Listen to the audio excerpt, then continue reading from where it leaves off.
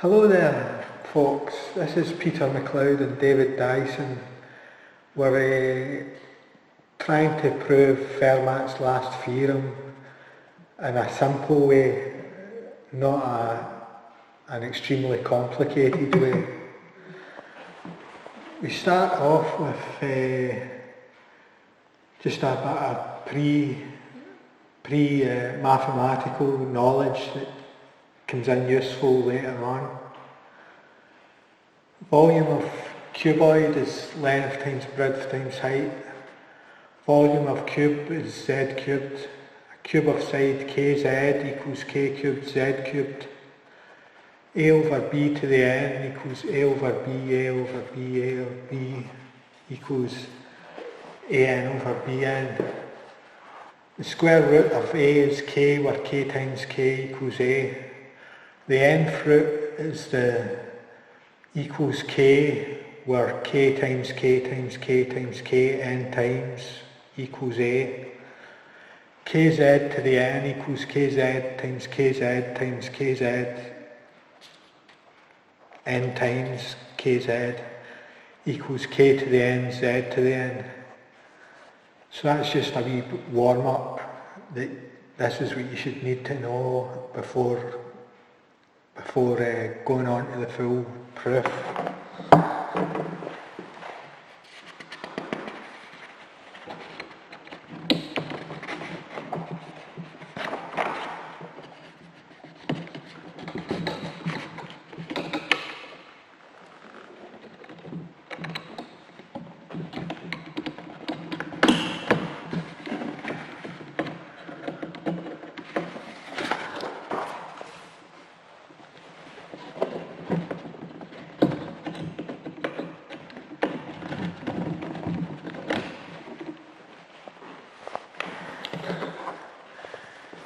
So we've got Fermat's Last Theorem, and it says, show that z to the n equals x to the n plus y to the n has no whole numbers z, x and y for any n greater than 2.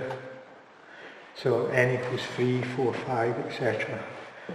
The setting is, we start off with z cubed. Then we multiply by z again to get z to the 4, which is z times z cubed. Z to the 4 times z again equals z to the 5. It's a planar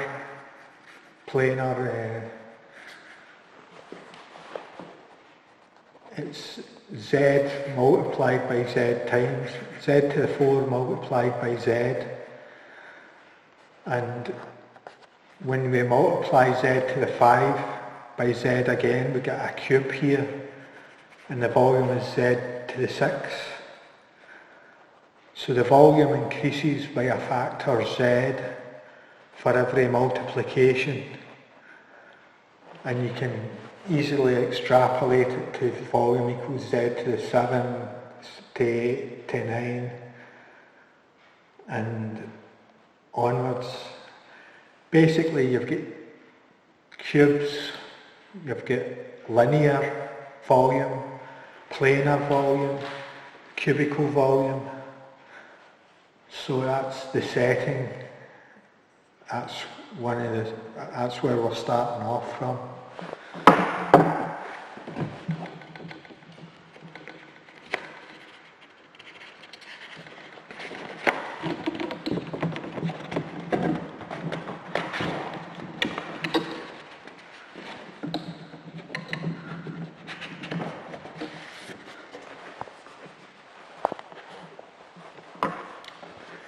Similarly, x to the n and y to the n are volumes of cuboids that are smaller than the z cuboid. If the volume of the z cuboid equals the sum of the x and y cuboids, we can write z to the n equals x to the n plus y to the n. That's our equation 1.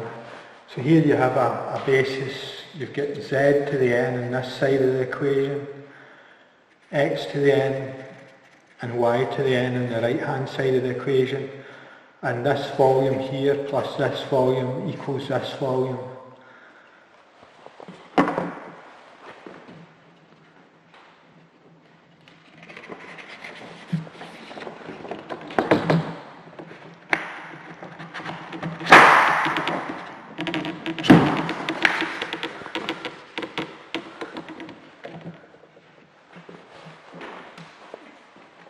Because all three cuboids are similar, they are scaled versions of each other, we can write z to the n equals k to the n z to the n plus m to the n z to the n, where k equals 8x over z, m equals y over z, are the scalar factors.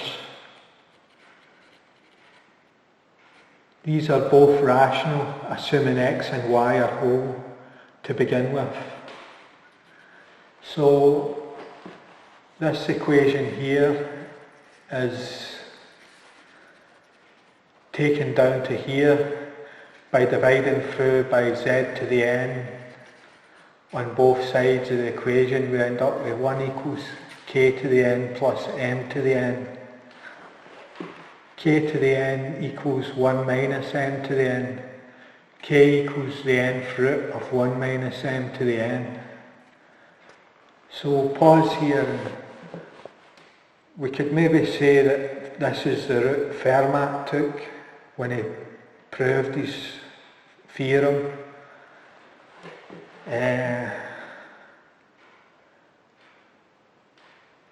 When we put a rational number for m, say for example 1 over 10, you get 1 minus 1 over 10 to the n, and then you take the nth root and it gives you k. So we get, when we put a rational number for m, we get an irrational number for k. 'm's between 0 and 1, and k is between 0 and 1 for any n greater than 2.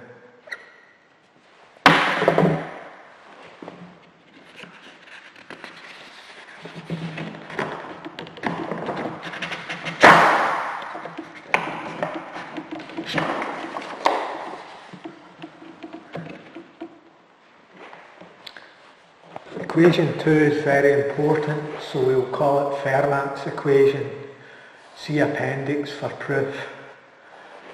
We said that m and k were both rational, but k turned out to be irrational, so there are no whole number solutions. We'll see more about that in a wee minute or two. So z to the n equals x to the n plus y to the n. X equals kz.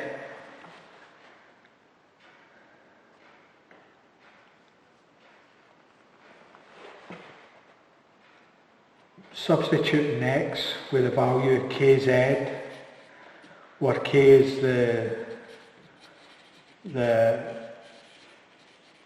Fermat's equation.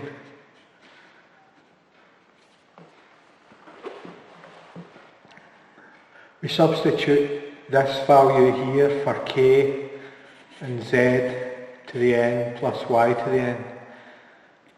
Z to the n equals the nth root of 1 minus y over z to the n, because m equals y over z.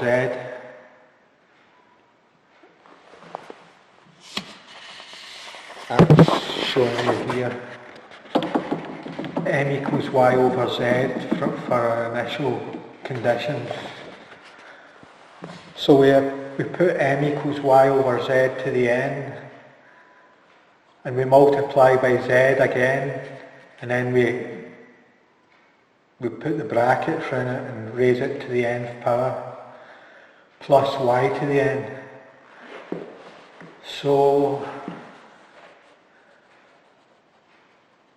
y over z is whole. Y over z is the ratio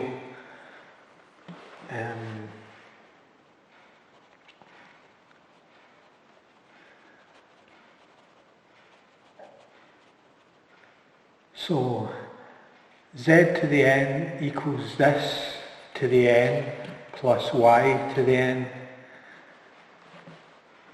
where y is less than z. So what we could do is put values in for y and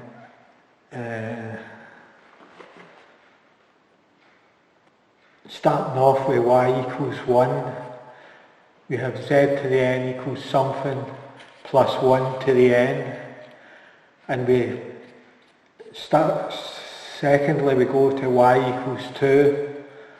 2 over z to the n is still rational, and y equals 3 to the n, we plug it in here, you find that it's an irrational number when it's a rational y over z. So we start off with z to the n equals something plus 1 to the n, and this something turns out to be irrational because of Fermat's equation.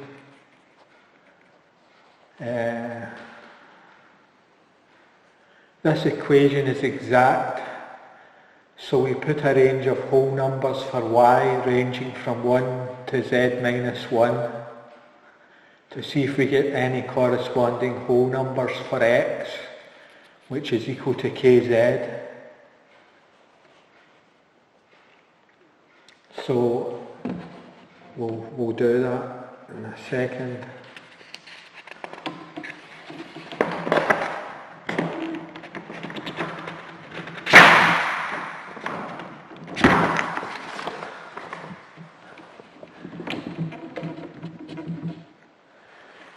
So z to the n equals 1 to the n plus an irrational number raised to the power of n. Z to the n equals 2 to the n plus an irrational number to the power raised to the power n. Z to the n is equal to an irrational number times z raised to the power of n plus 3 to the n. And so we keep continuing down until y equals z minus 1. So we put in our value here, y is z minus 1 over z. It's still a rational number, so it's still an irrational factor times z, which makes it irrational again, raised to the power n. So numbers with the nth root sign are irrational. We've looked at all the values of y ranging from 1 to z minus 1 and have found no corresponding whole numbers for x equals kz. Indeed, all the xi are irrational because of Fermat's equation, which we'll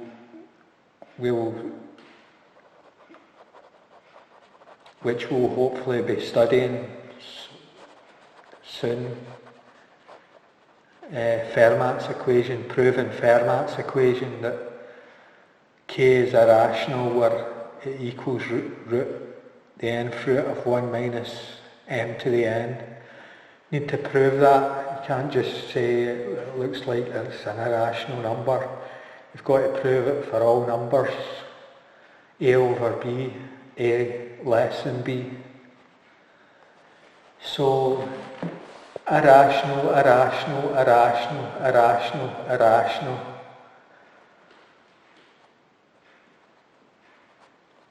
One, two, three, all the way up to z minus 1 to the n.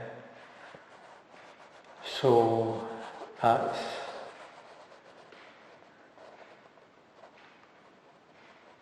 you can apply this to any value of z to the n, provided n is greater than 2 and z is greater than 1. the same process applies, is applicable.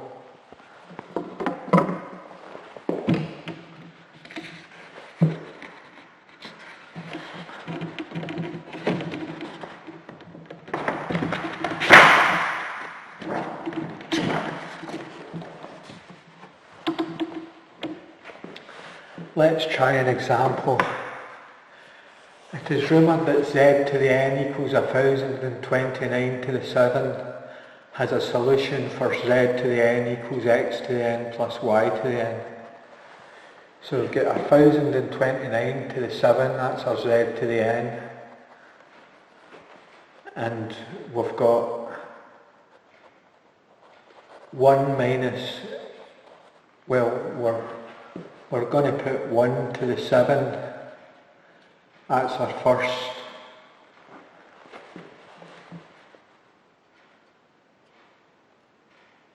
We use that exact equation we had a minute ago.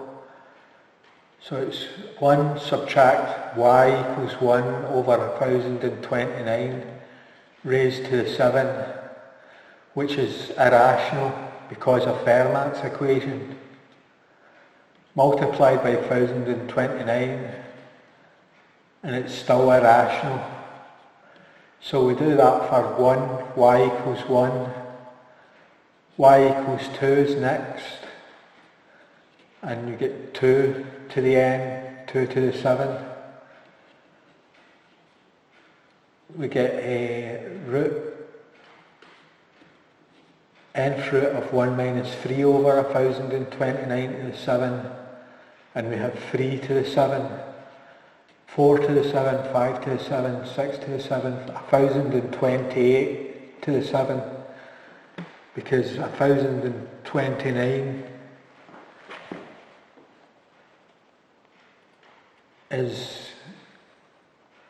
has to be bigger than y, but the maximum value y can take is 1028, which is 1029 minus 1. So this will be nearly 0, because 1029 to the 7 is roughly speaking 1028 to the 7. So this will work out near 0, but it will be irrational. So all terms with the orange light are irrational because of Fermat's equation. So there are no whole number solutions for z to the n equals 1029 to the power 7. This applies to any z greater than 1 and any n greater than 2. They all turn out to be false solutions because of Fermat's equation. See appendix for proof.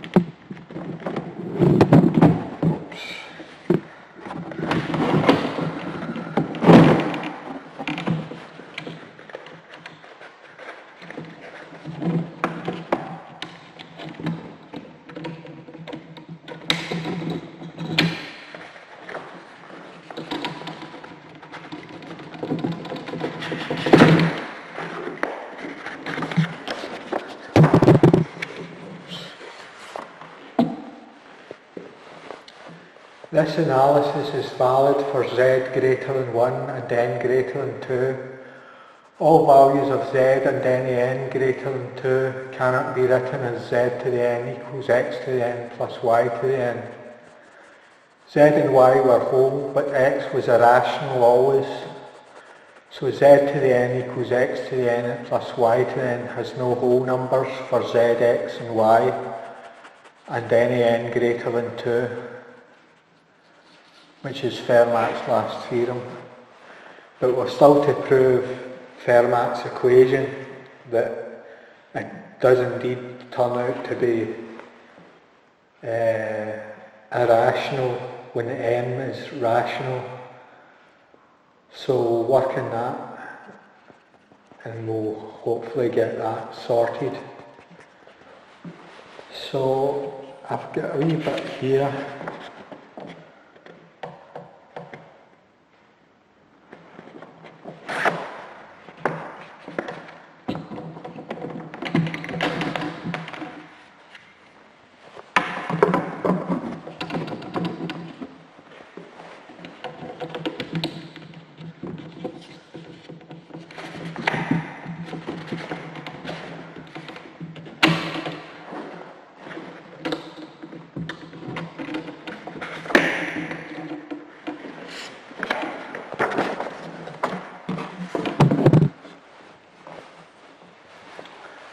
So here's our Fermat's equation here, n fruit of 1 minus m to the n, where m equals y over z and any n greater than 2.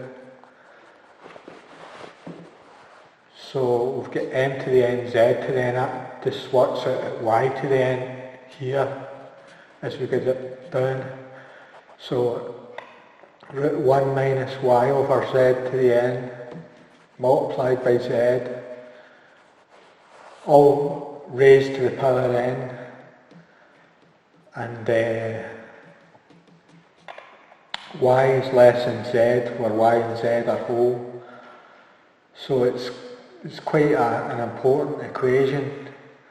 Here it is here, k is a rational, where it's the n fruit of 1 minus a over b to the n, where a and b are whole, and a is less than b, and then any n greater than 2.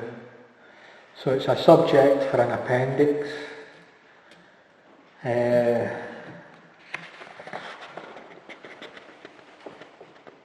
This is the authors. David Dyson's been helping me out with inspirational mathematical insights, and he's doing the video on this, so very well helped from David Dyson, and that's me there, Peter McLeod. If you want to give me an email or something, just you're welcome to contribute to the discussions. I think that's all we have to do for the moment.